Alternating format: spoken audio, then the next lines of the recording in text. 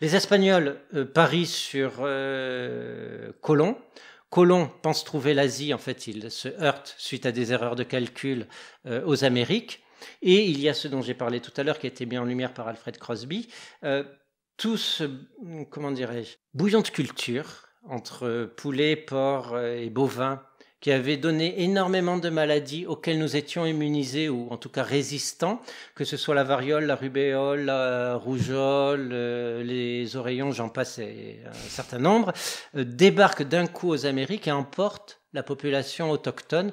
On estime qu'il y avait 60 millions, plus moins 10, 15 millions, enfin bon, tout le monde n'est pas d'accord sur le chiffre, mais en tout cas on est dans cet ordre d'idées d'Amérindiens au moment où Colomb débarque. Et on se retrouve avec 5 millions un siècle plus tard. Parlons de cette troisième période qui est celle de la modernité, qui commence plus ou moins à la colonisation des Amériques. Jusqu'à la première révolution industrielle, on a de gros bouleversements, de gros échanges à échelle, à grande échelle. C'est-à-dire que les échanges entre empires existaient évidemment par avant, mais maintenant il y a eu des déplacements de personnes, des déplacements de biens à des quantités faramineuses comparées à avant. Si on prend cette période-ci de 300 ans plus ou moins, quels sont les effets un peu marquants? Qu'est-ce qui a énormément bougé? Évidemment, on peut penser à la colonisation, mais à la colonisation a changé l'agriculture, les plants qu'on mangeait ici et là-bas. Il y a eu les métaux également. Il y a eu plein de choses qui...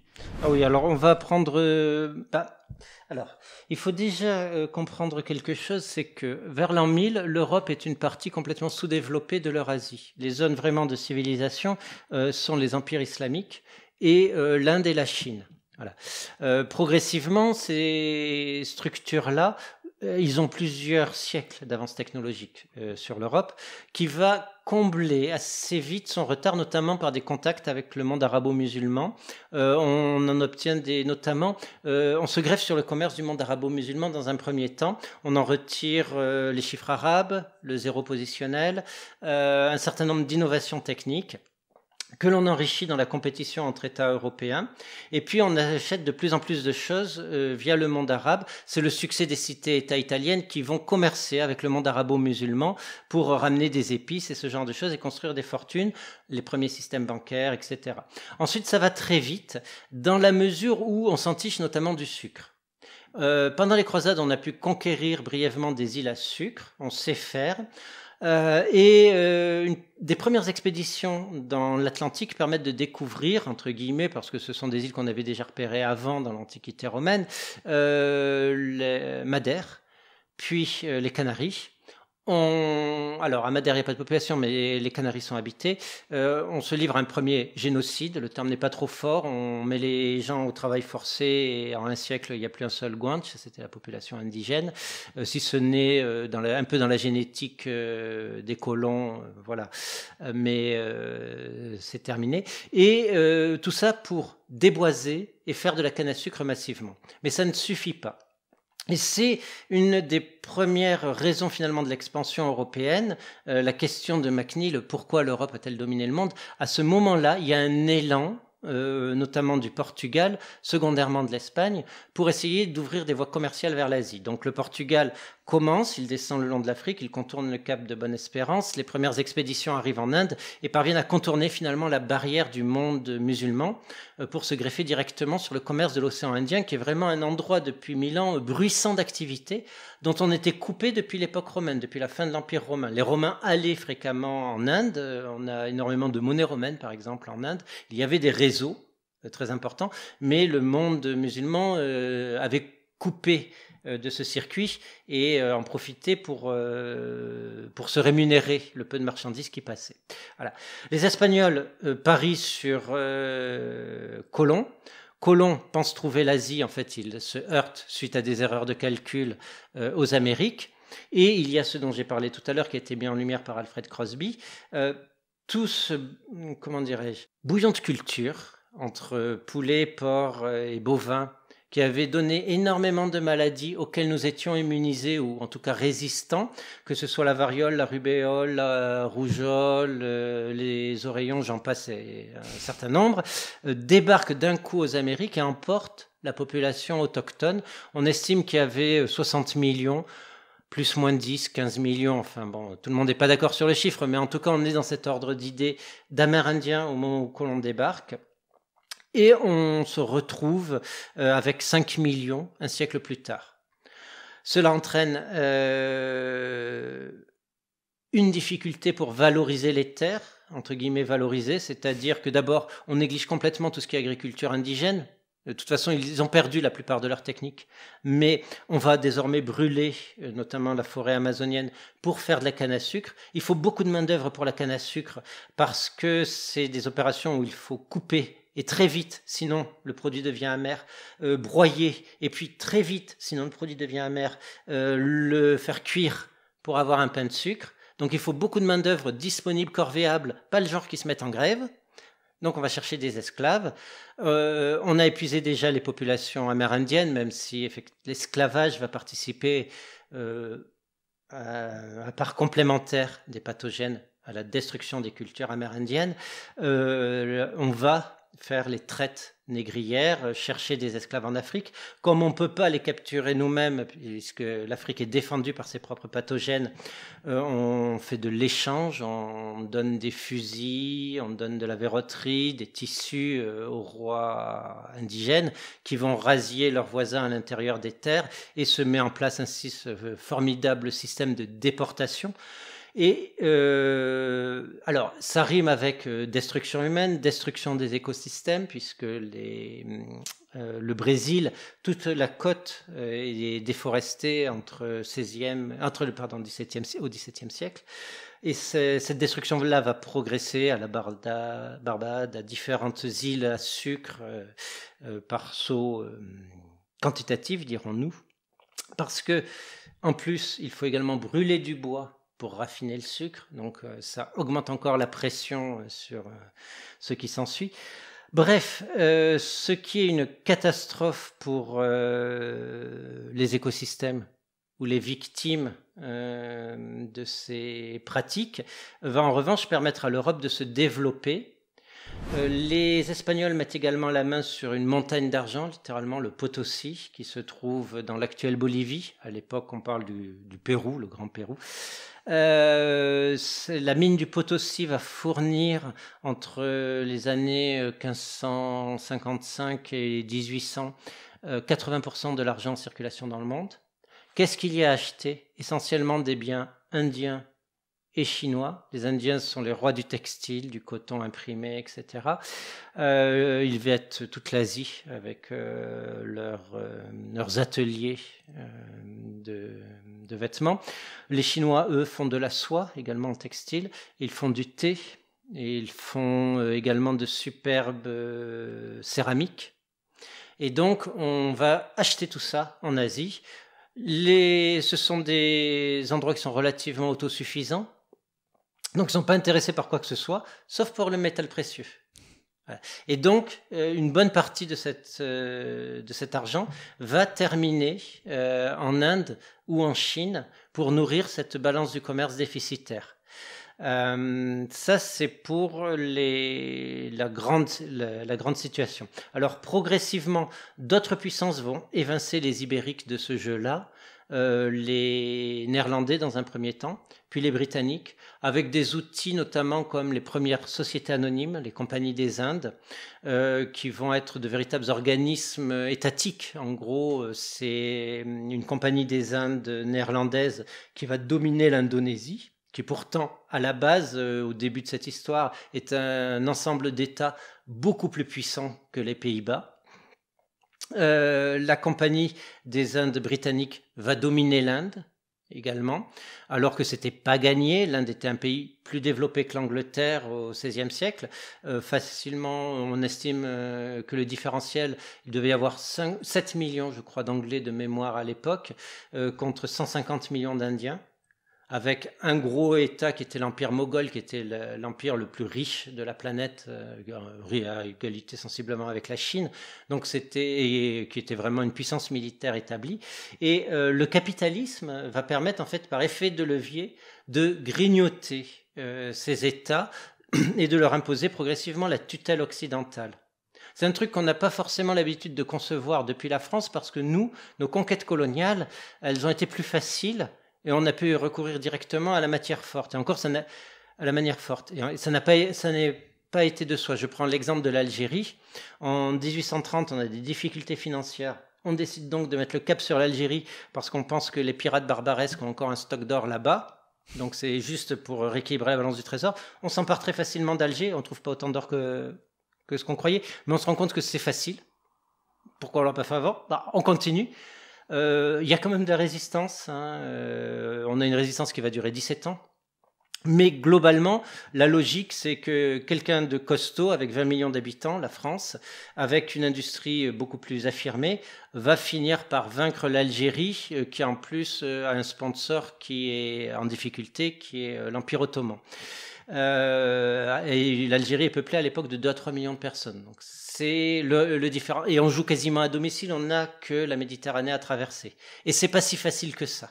Et c'est pas avec cette méthode-là que les Anglais seraient arrivés à conquérir l'Inde. Ils ont livré une grande bataille décisive à un moment où l'existence même de la Compagnie des Indes était sur la balance. Mais ils ont gagné par des jeux d'investissement, d'alliance et de délégation de pouvoir, en fait, en percevant notamment les impôts pour la cour moghole, en leur faisant croire qu'avec leur système de comptabilité, ils étaient plus efficaces que les Moghols pour aller chercher l'argent là où il était. Bref, c'est par le capitalisme, en fait, que l'Angleterre s'est hissée au premier rang des puissances mondiales au XIXe siècle. C'est par des outils, et la France a suivi, mais avec plus de réticence, plus de manière régalienne de gérer les choses, moins de commerce, moins de, comment dirais-je, de conception du libre-échange, et donc une façon un peu plus limitée de dominer ce jeu-là. Et donc la réponse à la question de McNeill, c'est ce qu'on appelle dans toute cette période l'échange colombien, c'est-à-dire, on va résumer par la formule microbes contre nourriture.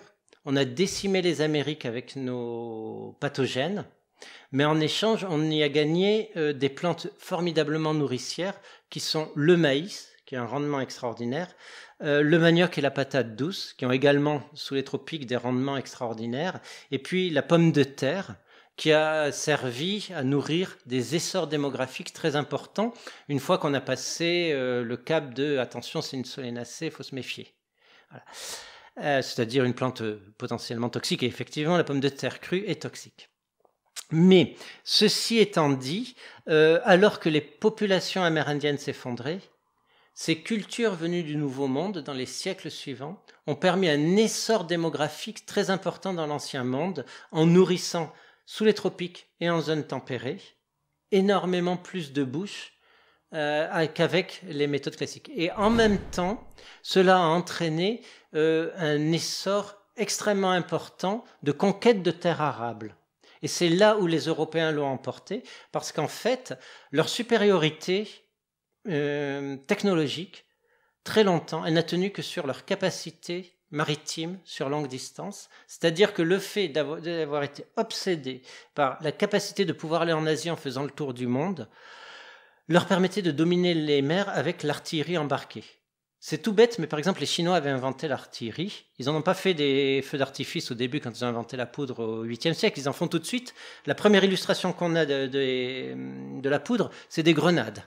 Donc ils savaient faire des grenades, et il y a des textes du XIIIe siècle dans les guerres entre Mongols et Chinois où on voit l'usage d'artillerie, de bombes à merde, de trucs assez atroces, mais ils avaient vraiment beaucoup d'inventivité sur cette question-là.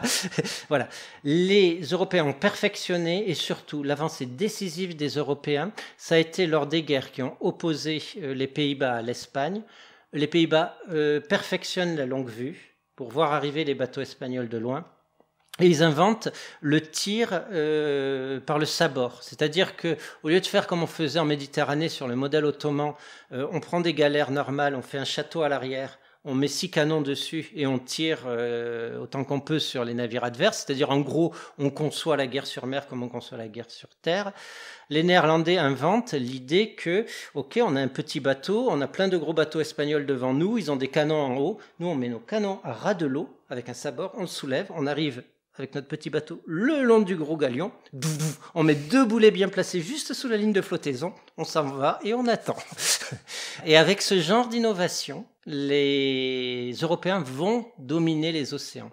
Et donc, quand la course à la terre arable a lieu, les Européens ont une énorme longueur d'avance. Non seulement parce que, quand ils arrivent, il y a des continents entiers qui se dépeuplent. Après les Amériques, c'est le tour de l'Australie et d'une partie de l'Océanie, où les gens meurent en masse de pathogènes auxquels ils n'avaient jamais été exposés, ce qui fait des terres vierges, qu'on dit improprement parler vierges, au sens européen, c'est-à-dire des terres non mises en valeur, non exploitées par leurs occupants. On peut donc déloger les occupants pour les mettre en valeur. On parle de plan de Dieu pour que ces terres-là portent des fruits, qu'elles soient civilisées, on coupe les arbres, productives. C'est le concept que Kenneth Pomerantz, un historien économiste, a appelé les hectares fantômes. Avec ces hectares fantômes, nous avons réussi à passer la barrière en fait écologique de notre développement démographique. C'est-à-dire que l'Europe va drainer des ressources agricoles et forestières du monde entier à un moment où elle aurait été complètement bloquée dans son développement par cette barrière, cette limite écologique. Nous sommes sortis de la famine et de la déforestation à partir du début du XIXe siècle, parce que nous avions nos colonies et donc des ressources agricoles, une surproduction de ressources agricoles parce qu'on drainait les ressources de plusieurs continents. La Chine, elle, a une trajectoire inverse dans la mesure où son développement est continental. À chaque dynastie, on va dire que chaque cycle dynastique dure 200 ans pour faire grossier, on se répand. On envoie des paysans soldats qui repoussent les voisins, qui défrichent en haut. Ça crée un phénomène d'érosion. Le limon se dépose dans les fleuves montent, les rizières pètent, les ouvrages hydrauliques pètent, l'État engloutit toutes ses ressources dans la maintenance des structures hydrauliques, il y a des famines, tout le monde est mécontent, il y a des révoltes, et par-dessus le marché, les peuples voisins qu'on a repoussés se sont organisés sur le modèle chinois. Ils contre-attaquent avec les méthodes chinoises, alors même qu'on n'a plus d'argent à mettre dans l'armée, et on s'effondre. Et ça, les Chinois, ils ont connu 5-6 grands effondrements dynastiques depuis 1000 ans sur ce scénario-là. Donc, ils savent ce qu'est un effondrement écologique. Ça commence avec une expansion démographique forte qui détruit l'environnement et après qui provoque en retour un effondrement politique, suivi d'un effondrement démographique, généralement parce que la famine et les guerres civiles en Chine, ça se solde par dizaines de millions de morts. Au cours du 19e siècle, la guerre des Taiping fait 30 millions de morts, par exemple. Donc l'addition, ils savent la payer, alors qu'en Europe, on n'a pas connu ça depuis, on va dire, au moins le XVIIe siècle. Et donc, on l'a complètement sorti de notre esprit. Mais nous, à partir du XIXe siècle, on réalise que d'avoir déforesté, de n'avoir plus en France que 10% du couvert, ou 8% du couvert de la France couverte de forêt, c'est mauvais pour le climat, c'est mauvais pour les ressources agricoles, c'est mauvais pour le cycle de l'eau, c'est mauvais pour un tas de choses. Donc, on a une politique volontariste depuis lors de reboiser. Alors, on le fait plus ou moins bien. On le fait franchement mal en ce moment depuis au moins un siècle avec les monocultures. Bref, peu importe. Mais en tout cas, l'idée est là, c'est de regagner du terrain. Alors que, en revanche, la prédation des pays développés n'a fait qu'augmenter sur les pays tempérés où on déforeste de plus en plus. C'est évidemment un moment où on parle, on a parlé de Kenneth Pomerantz avec la grande divergence également. D'autres personnes parlent d'échange inégal qui appartient. Oui, Samir Amin notamment. Donc voilà, c'est un moment où l'Europe, de manière inégale, commence à capturer énormément de terre, de ressources. Ce qui lui permet, elle, de sortir des famines, alors qu'elle les aggrave ailleurs. Ce que montre Mike Davis dans Génocides tropicaux. Elle déstructure le système agraire et d'assistance contre les famines présents en Inde, au bénéfice du libre marché, en disant qu'il ne faut plus de mécanismes d'assistance parce que ça pousse les gens à la paresse. Et quand il y a un phénomène El Niño fort qui assèche l'Inde, les gens meurent de faim par millions, alors même que certains propriétaires terriens font encore pousser du blé pour la métropole, parce que la métropole est solvable et l'achète. Et on a donc ce paradoxe d'un pays qui va en nourrir un autre qui n'en a pas besoin, alors que lui-même compte des millions de morts de faim, quoi.